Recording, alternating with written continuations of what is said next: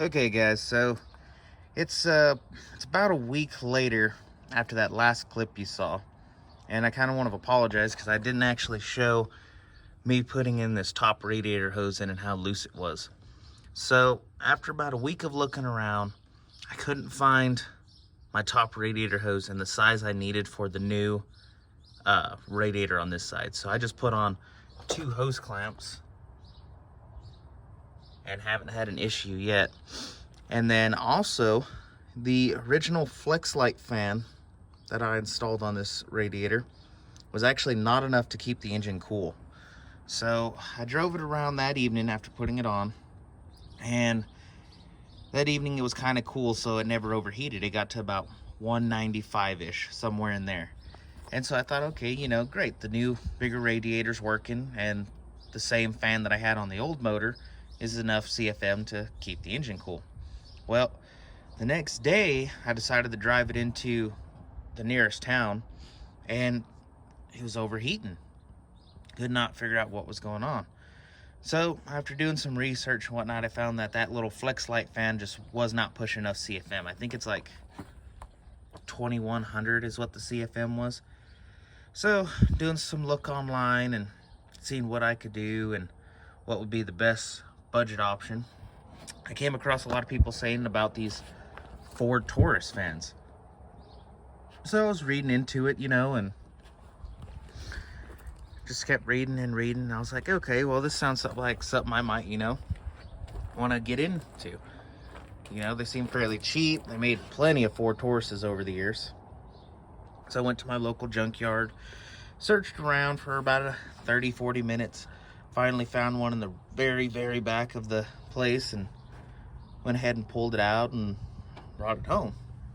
So this is the Ford Taurus fan right there, and what it looks like on the radiator. And then I got it all wired into one of these aftermarket controllers here. The one thing I don't like about this certain brand here is how they have these fuses here. I don't know why they didn't just build something off here onto the side, or just, I don't know, something that would have looked a lot better than that. But this is one where I can adjust. I don't know if you can, it'll focus in, but you can actually adjust what temperature your fan comes on. And I think this is a 40 amp relay. And so I got that powering the Ford Taurus fan here. And with these fans, they are a 2-speed fan. And right now I have it running on the lowest speed. And I've took it out probably 2 or 3 times now in like 95-degree weather. And I have not had a single issue with this car overheating now. It stays around about 180, which is exactly where my thermostat's at. And that's whether I'm on the highway, in town, no matter what I'm doing, it stays at a constant 180. So, I mean, as of right now, I don't see a need to try to wire in or figure out how to do the high speed. But if it ever comes to that, then I'll figure out something or see what other controller options there are out there. But yeah, I just kind of wanted to let you guys know what was going on and kind of let you see how this Taurus fan looks inside the 3rd gen here. Still plenty of space between it and the motor.